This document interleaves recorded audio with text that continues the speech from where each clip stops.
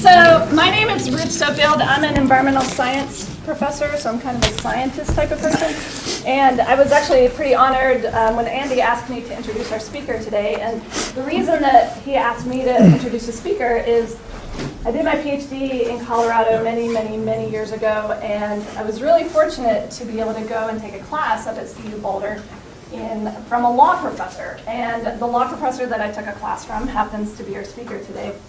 And I sent Charles Wilkinson, our speaker, I sent him an email when I heard he was coming, and I said, you don't know this, but I have a special place on my bookshelf for all of my favorite books in my office. And one of those books is a book written by Charles called Crossing the Next Meridian, and this is a book that we used in your class. And I'm thinking this was back in the late 90s. I don't know how long ago it was, but it was quite a long time ago. So I'm really happy. Was this the 1890s? Yes. So I'm happy to introduce our speaker, Charles Wilkinson, who is the Moses Lasky Professor of Law at University of Colorado in Boulder. And with that, I'll turn it over to you. Thank you. Ruth, thank you so much. Well, good afternoon. It's definitely a northwestern afternoon. I got offered an umbrella and turned it down because it made me feel as though I wasn't in the Northwest if I was under the umbrella, and I like being in the Northwest.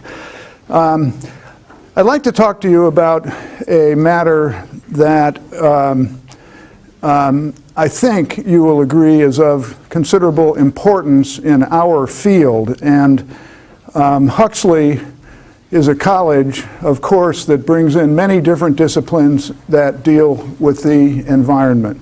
And it's exactly the right concept for learning this field. And I think of people over in the hard sciences, social sciences, and humanities as being colleagues in the same field.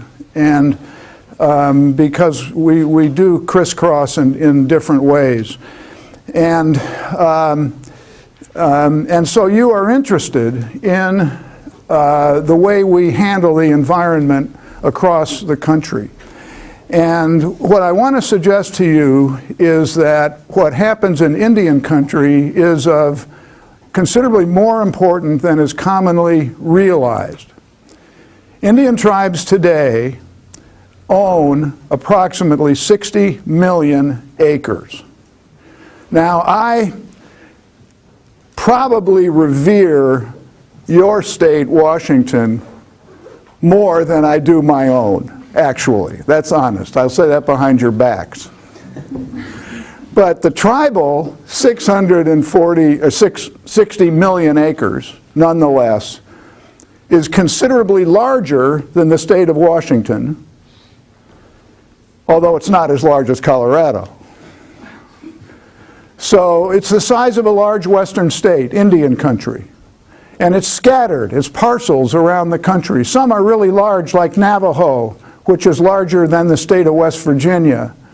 And the Colville Reservation out in eastern Washington is approaching 1 million acres. Others are smaller, and we've got some of the smaller ones around Puget Sound, although they're vigorous, active tribes on environmental matters. But so that what happens in Indian country, it just seems to me, needs to be recognized as important, and we ought to have our eye on those developments. And I'll say to the young people here, one place where the employment is probably more active than in most places is with tribes. And there are benefits of working with tribes, and there can be disadvantages, but it's something that if it crosses your mind, take a look at it and think about it. And because tribes are doing some really exciting things and have developed some impressive tribal management offices. But it wasn't always this way. And it helps to understand how the tribes got to where they are. I practiced in private firms for 6 years and then went to the Native American Rights Fund in Boulder for 4 years before going into academia down at Oregon, by the way. Later came to Colorado where I am now. But when I started at the Native American Rights Fund, and that was the most exciting part of my career, going from private law, basically moving money around, to public law, where you're dealing with large issues that affect the citizenry, and in this case, dispossessed peoples. And so, for me, that's been the love of my career, is working with tribes.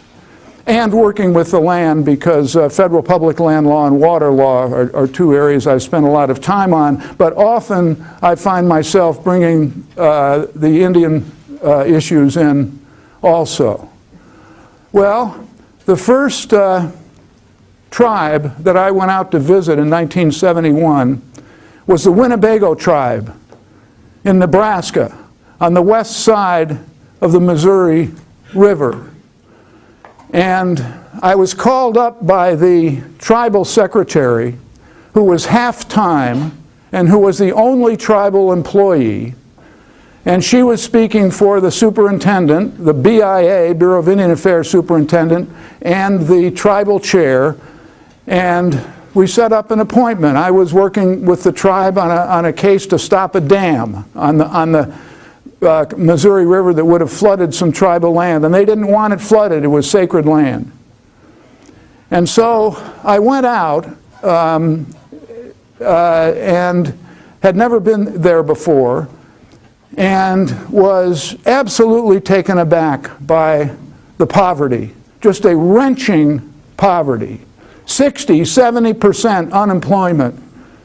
In the depths of the Depression, the highest unemployment ever got was 25%. And the 60 to 70% out in Indian country at Winnebago was typical at that time. And the tribal office was a ramshackle set of rooms in the basement of the Bureau of Indian Affairs. And so we met in the superintendent BIA's office, and we had a meeting.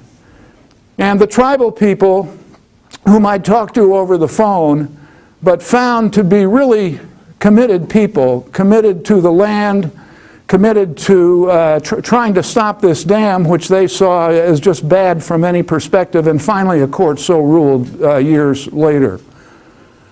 And so they drove me around the reservation just to get a sense of the place, and the houses were all ramshackle. And there was no paved roads on the reservation, although there were paved roads to the Bureau of Indian Affairs office and the church and the local state school, but not to tribal housing, and there was no indoor plumbing. This was all typical across Indian country. It wasn't just some aberration. And so I then went out to other reservations, Pawnee in Oklahoma, Hopi and Navajo in Arizona, Quinault up here, Colville up here, others. Same thing everywhere, just a wrenching poverty. It was interesting to me because the spirit was good in spite of all this. And in time I found out why. First was Vine Deloria Jr., who spent some of the best years of his academic life here at Western Washington. He loved this place. And he wrote Custer Died for Your Sins, an Indian manifesto. And it was a bestseller. It was an international bestseller. It was crazy. And people used to say out in Indian country, there's only one copy in Indian country. We just pass it around to everybody. It's all dog-eared, but everybody's read it. And that brought hopes up. And the Nixon White House was pretty damn terrific on Indian issues. And President Nixon gave a major speech to Congress where he set out several initiatives, including a policy of self-determination, getting more power to the tribes. And there was one problem right there.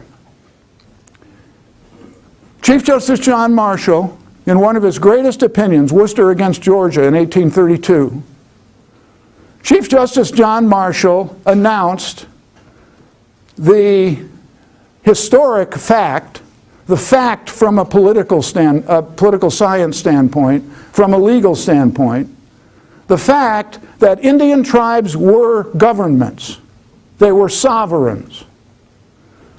And that's why all the European nations signed treaties with them, because you don't sign an MOA or a contract with a government, you sign a treaty.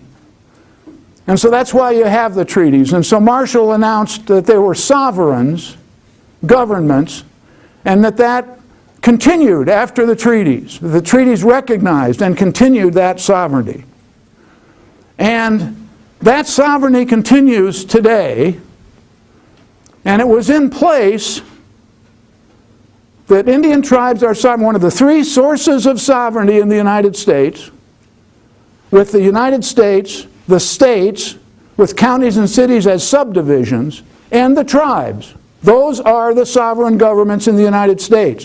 When you go out and drive onto the Lummi Reservation, you are driving into the land of a government. Like the county, for example. But John Marshall's words were just words on paper when I first went out to Indian country in '71. The Bureau of Indian Affairs was the real government. And that's one of the basic things the tribes wanted to change. And so the self-determination initiative of Nixon helped, and then the courts started helping. And helping means not somehow seeking out the tribes and so on, but the tribes bringing it forward themselves. And so the tribes, building really upon nothing other than their own passion and their own dreams, began to get real results over time. And the tribes engaged in a movement that can fairly be discussed in the same breath as the civil rights movement, the environmental movement, and the women's movement. They've made great progress. They have a long way to go. Movements break your heart. All the other three I mentioned still have a long way to go. And so the tribes are working on it to this day. And one thing they did over time in what is obviously a complicated process, instead of tribes having a half an employee, or one or three, now I did an analysis, some of it informal, but the point is without question accurate, that you take the largest tribes, the ones with over 90% of the population, about 80 tribes. Those 80 tribes all have governmental staffs of 300 or more. Governmental staffs. That excludes casinos and other enterprises.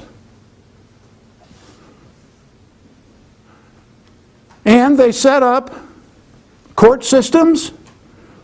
They revived court systems, but it amounted to setting them up. Enforcement through police. Health, education agencies, language agencies for language recovery, which is important in Indian country right now, and others. But, and land acquisition. And to give you an idea, again, about the vitality of this movement and the impact of it, the all-time low point for tribal land holdings was during the termination era of the 60s and 50s and 60s, when we were going to simply sell the reservations off, pay off the tribes, and we'll be done with it. We'll be done with the Indian problem. And the all-time low, and that's one place where Nixon came in and really did cast aspersions on that and said the termination era is hereby over.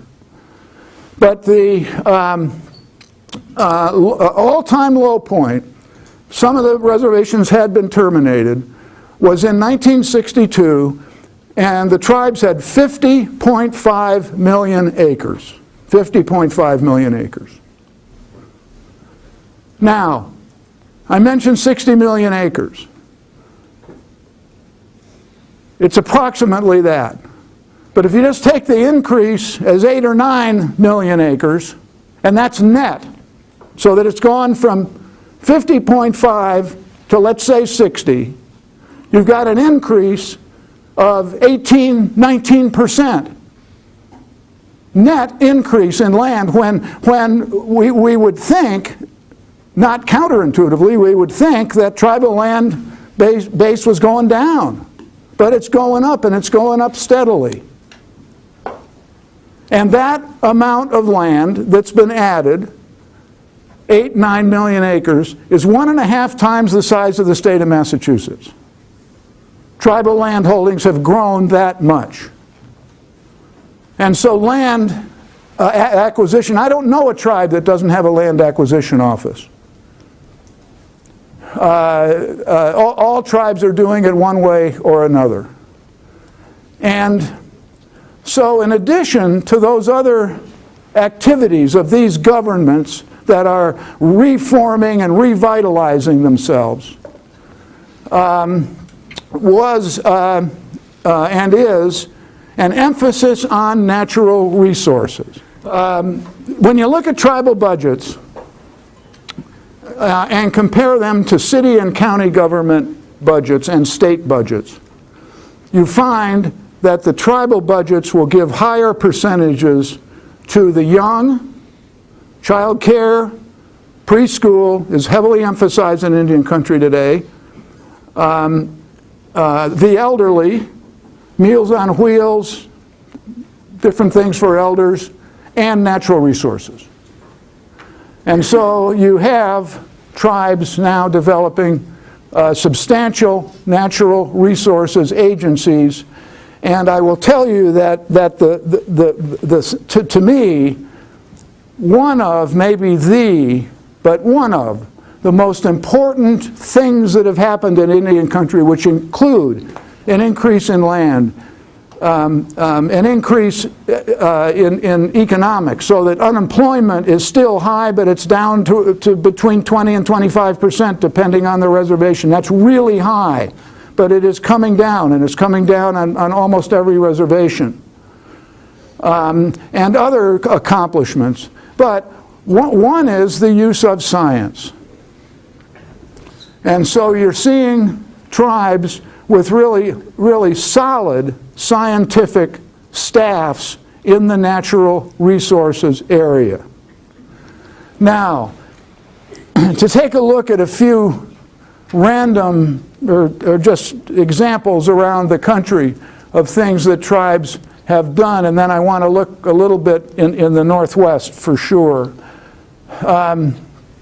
The White Mountain Apache tribe in the White Mountains of eastern Arizona, they have taken their sacred mountain, declared it a wilderness area, and do not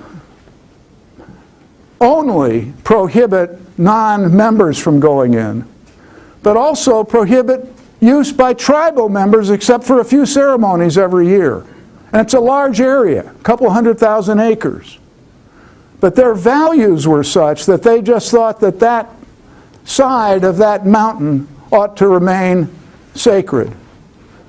The White Mountains also ran into a difficulty really painful, which applied to other reservations, including the Quinault in this state, where the Bureau of Indian Affairs winched up the cut of timber in order to meet outside demands. Not thinking of the tribal interest, but winching it out for outside interests, and basically having it go out at below cost. And so you had the White Mountain Apache Reservation really got torn up. And now the tribe has taken over timber management. It's not the Bureau of Indian Affairs anymore as the real government. It is the tribe. And the cut is at a much lower cut, and a sustainable cut in a way that what the Bureau of Indian Affairs was doing wasn't the case. The Northern Cheyenne tribe in Montana, it was the first tribe or state to have Class 1 air designated under the Clean Air Act. And today, they are working on a program designed to reduce carbon dioxide emissions by 30 million tons a year. That's at Northern Cheyenne. We've got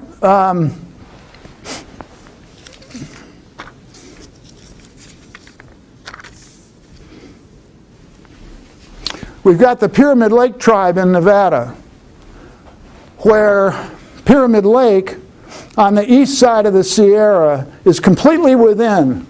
It's a gorgeous high desert lake, turquoise. You come over the ridge and you can't believe it's there. There's not supposed to be a lake there, and it's not supposed to look like it does. But it's there. And the reservation surrounds it. And there used to be two species of fish. The Lahontan cutthroat trout, gorgeous. In recent times, the biggest has been 42 pounds. Probably went up over 60 originally. Gorgeous fish. And then the kiwi, a sucker that's about 2 pounds, 2 feet long, and is anything but gorgeous, but it's nice and oily, and it tastes good. And I've tasted it. I like it. I like kiwi, and I pretend I'm eating something else, but it's kiwi. Well, the first Bureau of Reclamation project in 1904 gets built on the only source of water to Pyramid Lake, coming down from Lake Tahoe, the Truckee River. Half of the Truckee River gets diverted away from Pyramid Lake and to an irrigation district to grow alfalfa on very poor soils. And that's not a value judgment, that's a historical fact. Of course, the lake level goes down. Shores get exposed. The lake has no outlet. It's in the Great Basin, which doesn't have outlets to the sea. So it's a saline lake to begin with. And so the shores are going to have chloride building up when they're exposed. Wind is going to be blowing those particles around. The pyramids were in the lake. And the pyramids are a place where pelicans migrate and lay eggs. And there's a land bridge, if the lake goes down a little bit lower, where coyotes are going to be able to get out and get those eggs. Well, the tribe went to court, and the tribe spent about 30 years in court and other places, including the Bureau of Reclamation offices, and really have stabilized that system. And Pyramid Lake is now stabilized at a decent level, and the Derby Dam that took water over to the irrigation district and essentially made these two species extinguished. The Lahontan cutthroat trout, that strain probably is gone. Some people think maybe it's not completely gone, but if it's not, it's almost gone. The kiwi, uglier, yes, but a little more versatile than the Lahontans and not quite as fancy. And so the Lahontans insisted that if they couldn't get up to those really rich spawning grounds way high up near Lake Tahoe, all that scenic country, you know, it's a great place to spawn, The Kiwis went down below these cottonwood trees, rocky places, and said, okay. And so the Kiwi hung on, but they got put on the threatened species list. Well, today, the tribe has a first-rate fish hatchery operation and fisheries management operation. And we've got Lahontan cutthroat trout coming back up. There's fish ladder now because Derby Dam is a really low dam. And the Kiwi are coming up too. And it's been a crusade by that tribe. And their biologists are for sure part of it.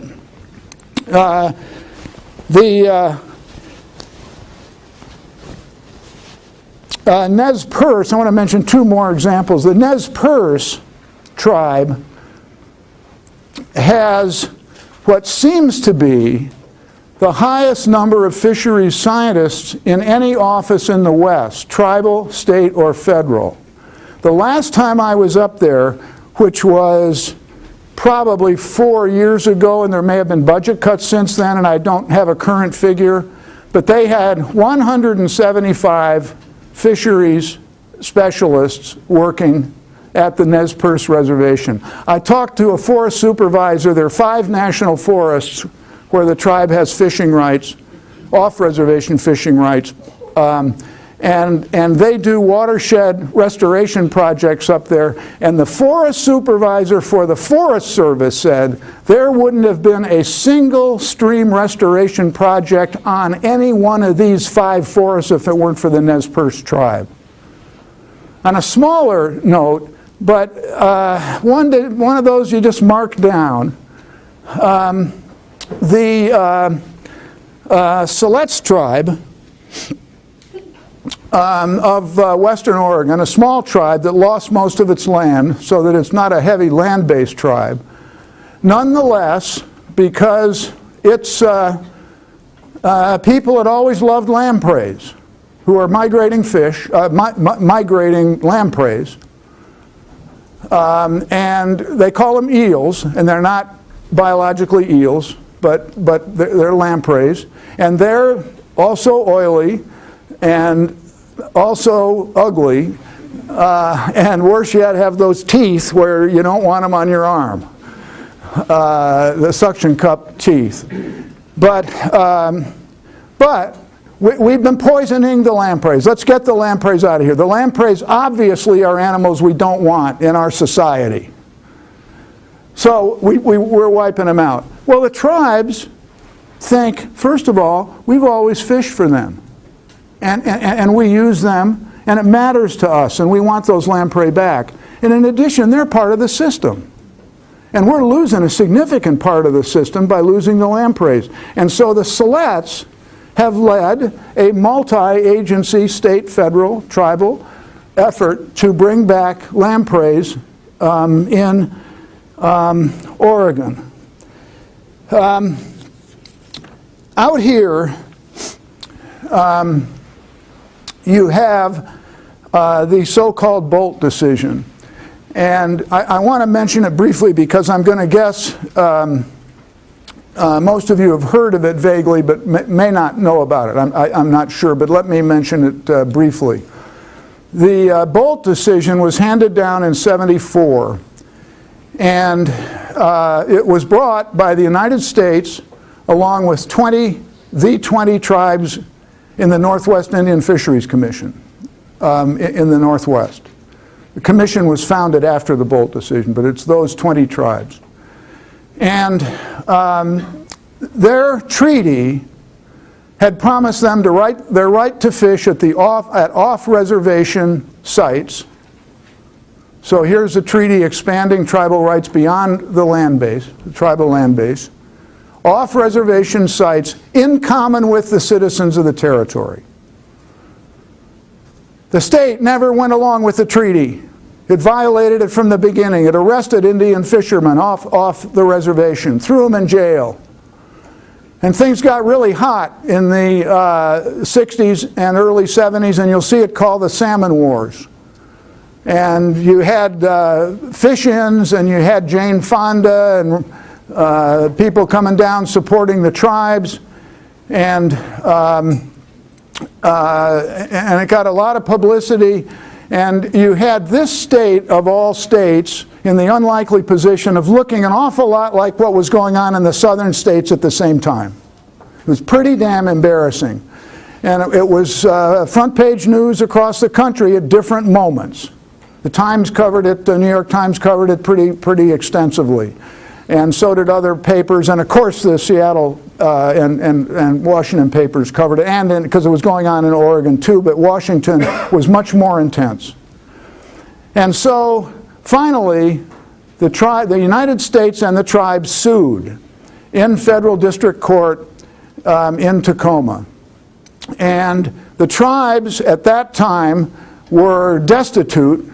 This is the time period I'm talking about. And were 1 or 2% of the population, and were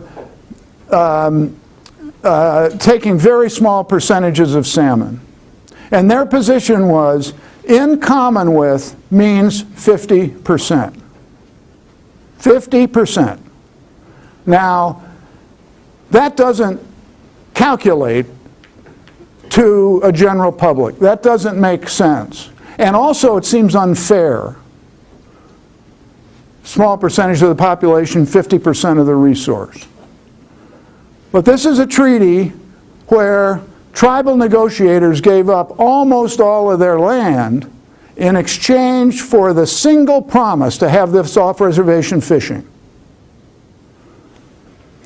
And so Judge Bolt, George Hugo Bolt, U.S. District Court Judge, held in February 1974 that the tribes were entitled to 50%. He held that the treaties were valid. Of course they were, but he had to hold that because some of the Washington agencies were taking the opposite position. He held that the tribes were sovereigns, and he held that the tribes had the right to regulate their own members. So Washington, in a sense, gets turned on its head at this point. And this was the era where salmon fishing was a very big part of the resource in this state. And it's most unusual to see any court come down with a ruling that really slams a major part of the economy. But Judge Bolt held it. And stuck to it. And I will tell you that one of the most interesting episodes of this is that after Judge Bolt's ruling, which was affirmed by the Ninth Circuit and the Supreme Court denied review, the state refused to comply with a federal court order, forcing Judge Bolt to take over fisheries management, and basically, if you want to fish, you're going to have to get your license from Judge Bolt's court, and if not, you're in contempt of court. But he took that step because, really, when you sit down, that's what the American system's about, is that when you have a valid federal law, states have to obey it. And we hardly ever have examples of that happening. You have people threatening it, but that hardly ever happens, and it was happening in the South. And the Supreme Court said, in its opinion, when finally the state found a way to get to the Supreme Court, and the Supreme Court affirmed Judge Bolt, but the Supreme Court said that Judge Bolt had faced the most concerted efforts, other than in a few desegregation cases, of public and private interests to frustrate the carrying out of a federal court decree, witnessed in this century, speaking of the entire 20th century. The greatest disobedience of a federal court order.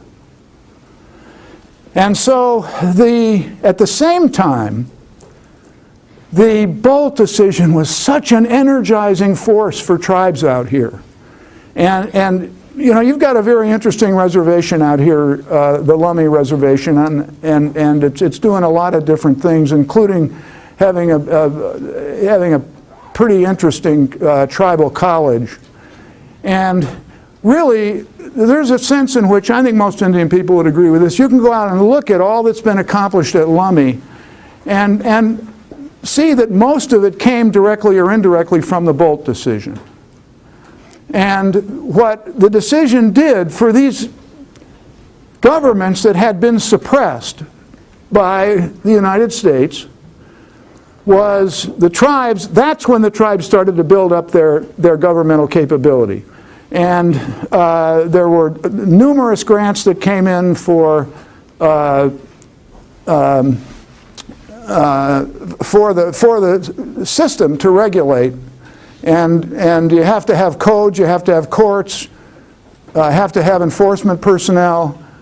And here's the thing that I think is so important, and you have to have scientists. And just for example, tribes have a right to take 50% of the entire harvestable run. And as you know, trying to figure out what harvestable means and how many fish you have to release to be sure you are keeping the run satisfied is a major scientific decision. And now you're getting it being made on most rivers in western Washington. And so you do need scientists for that, and the tribal scientists have been excellent. And what we have now in the Northwest for salmon is co-management. And you know, the states and the tribes really went at it over sovereignty in the 80s and 90s maybe. But now it's kind of settled in. The states can control this, tribes can control that. But politicians still, and I say politicians in the best sense, political, you know, that's what sovereigns do, is rub up against each other, right? That's why you have sovereigns, so they can compete with other sovereigns. And so the states and the tribes still do some of that. But particularly in this area of co-management, where it's scientists working with scientists, you have some problems, but you also have a beautiful system that is working. And so the tribal scientists have made a difference. I made this calculation a while ago, and I'm sorry, do we finish, what time exactly do we finish up in here? I want to be sure to. The students are done at 4:50 as the class period ends, so okay. A few minutes for questions before that. Yeah, right, okay. So let me just say briefly on this point that the tribes have roughly the same amount of fisheries scientists working on salmon matters as the United States of America and the state of Washington. So co-management is an exciting operation right now and on most rivers. So I do want to leave time for some questions, and I just want to say this, that this state really is in a sacred process of trying to restore the salmon runs. It's something you don't joke about or anything. It is serious, and just about everybody wants to do it. And of course it gets complicated, and it may injure a particular group in certain ways and so on, but there's widespread agreement. Boy, it'd be great to save the wild salmon. And the tribes are a big part of that. The tribes are a big part of that. And it's been through their scientists, and it's been through their leadership, and there have been bunches of negotiated agreements where tribal leaders and state and county officials have come up with really good results to help improve things. And you can't underestimate the importance of the Indian voice.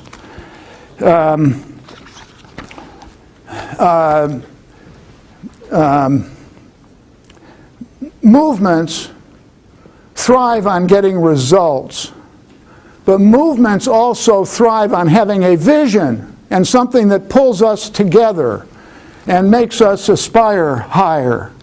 And this is Billy Frank Jr., whom we lost in May of this year. Just a great American, and keep your eye out for information about Billy Frank. He was a great man, and there are a bunch of people in the room who understand what I mean, and others don't. And for all of you, I'd say to learn more about his life and what he did. But I happened to write a book about Billy in which I did a whole bunch of interviews with him. And one time Billy said to me this, and this is just how Billy put it here, but it's this kind of language from tribal leaders that can help pull us all forward and make us appreciate what the stakes are and what's right and what's wrong. Billy told me about how when he was a boy he used to go up into the national forest, and these big droppings under the fir trees were ant colonies, and he just used to lie on his elbow and watch the ants work under those big piles. And he says those piles, you don't find them up there anymore. We talk about state sovereignty and tribal sovereignty, but those ant communities under the fir trees are sovereigns too. We've got to find a way to protect their sovereignty. On another occasion, he took it a step further. It used to be, when I was a little boy, that we could see the stars at night. Now it's much harder to see them with all the lights from all the cities and towns. Some nights you can't see the stars at all. That's wrong. Those stars are sovereign. They have a right to be seen. I don't believe in magic. I believe in the sun and the stars, the water, the tides, the floods, the owls, the hawks flying, the river running, the wind talking. They are measurements. They tell us how healthy things are, how healthy we are, because we and they are the same. That's what I believe in.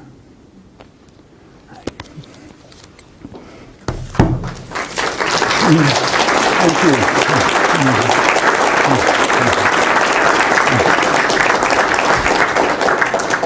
Love to take any questions.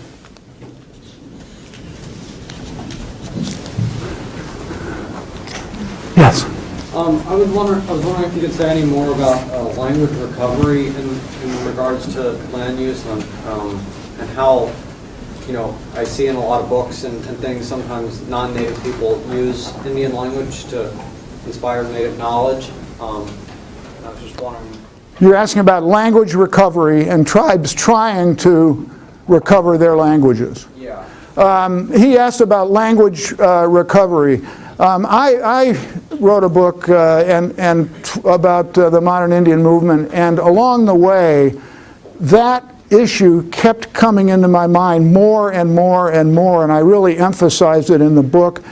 And most tribes now, and it may be way over half, have language recovery programs.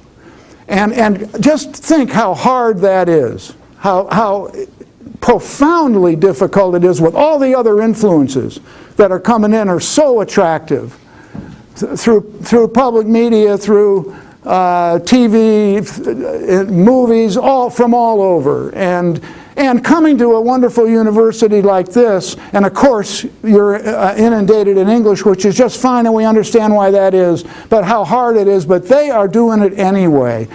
And the only place where we are gaining in language proficiency is Hawaii.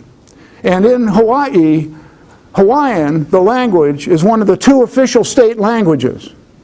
And it's much respected and is much used in the school. But you've got a bunch of tribes now who have really significant language programs, and we'll have to see how many are going to come out literate or just know a bunch of language but not know the whole thing. There was one NPR report on the Siletz tribe that I mentioned earlier, and they've got a language program, and the report finished with a boy being asked, well, do you like doing the language? And he said, I love it. It's really fun to Twitter in Athabascan. Yeah. In Whatcom County here, we've got a problem with in-stream flows, and there have been, the county council asked for input, and there was a 13-page memo prepared by one of the local attorneys for the Birch Bay Water District.